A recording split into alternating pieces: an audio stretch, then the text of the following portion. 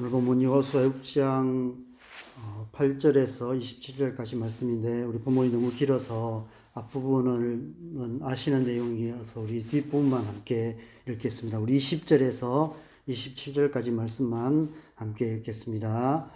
이에 백성은 외치고 제사장들은 나팔을 불매 백성이 나팔 소리를 들을 때에 크게 소리질러 외치니 성벽이 무너져 내린지라.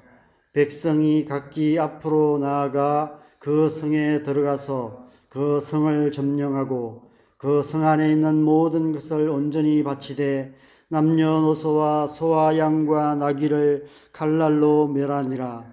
여호수아가 그 땅을 정탐한 두 사람에게 이르되 그 기생의 집에 들어가서 너희가 그 여인에게 맹세한 대로 그와 그에게 속한 모든 것을 이끌어내라 하매 정탐한 젊은이들이 들어가서 라합과 그의 부모와 그의 형제와 그에게 속한 모든 것을 이끌어내고 또 그의 친족도 다 이끌어내어 그들을 이스라엘의 진영 밖에 두고 무리가 그 성과 그 가운데에 있는 모든 것을 불로 사르고 은금과 동철기구는 여호와의 집 곳간에 두었더라.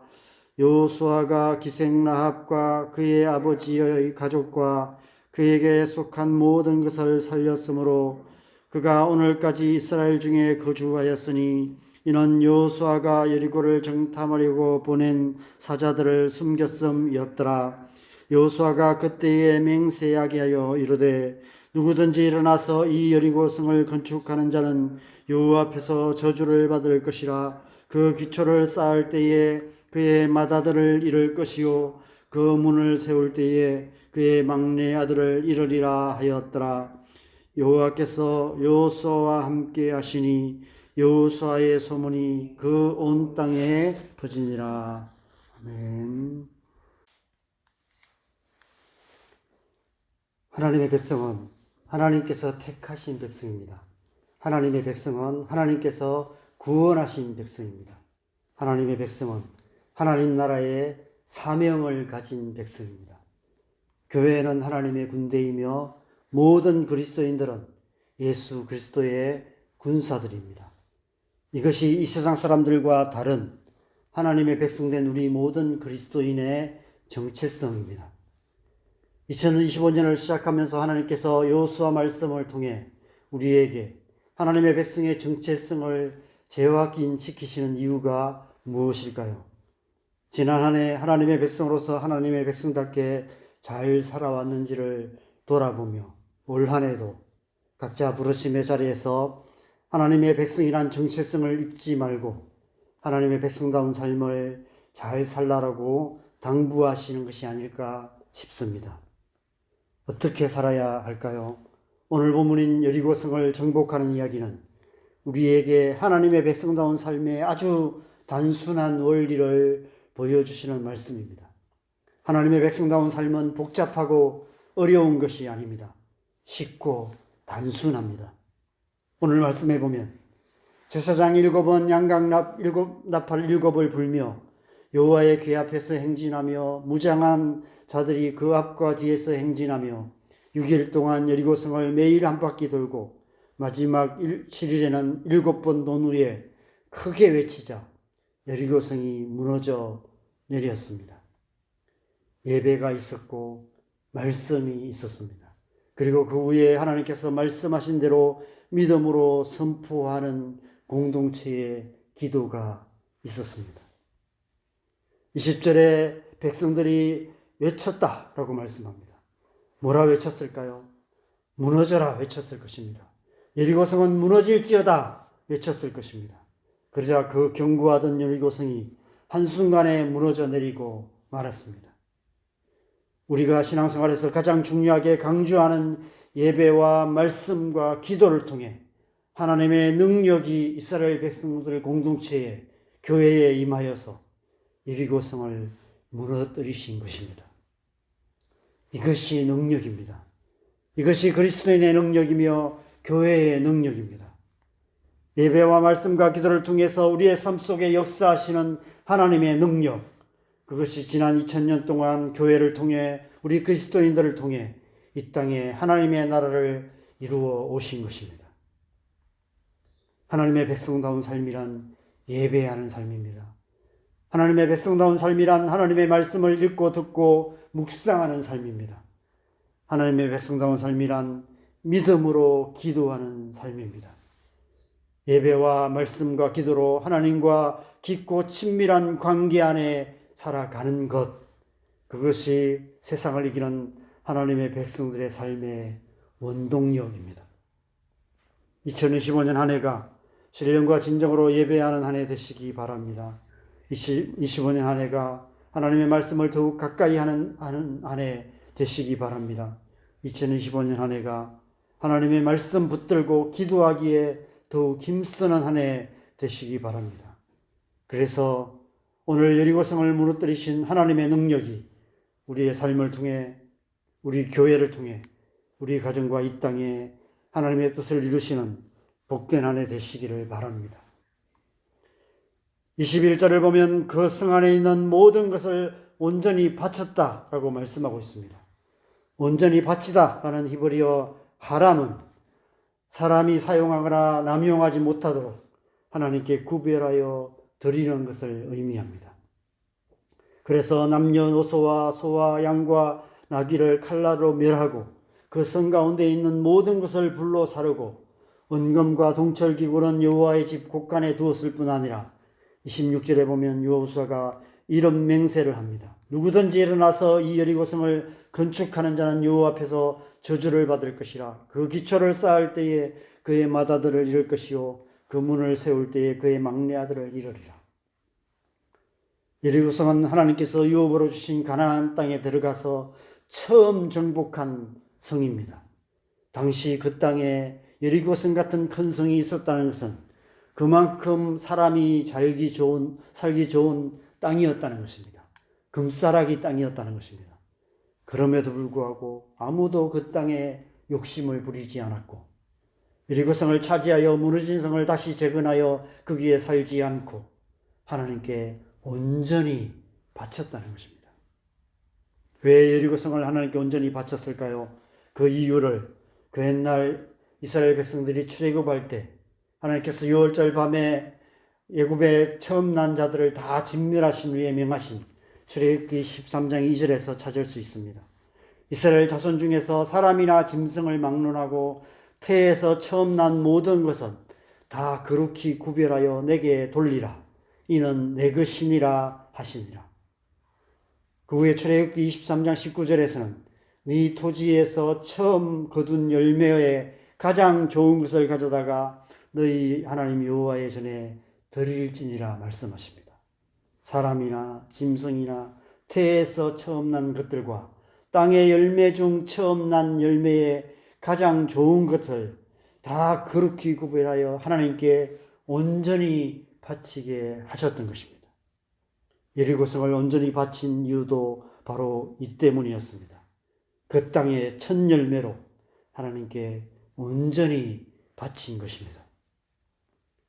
그런데 그 다음 절인 22절에서 25절 말씀을 보면 그 가운데서 기생라합과 그의 아버지의 가족과 그에게 속한 모든 것을 살려 이스라엘 중에 거주하게 하였다라고 말씀하고 있습니다.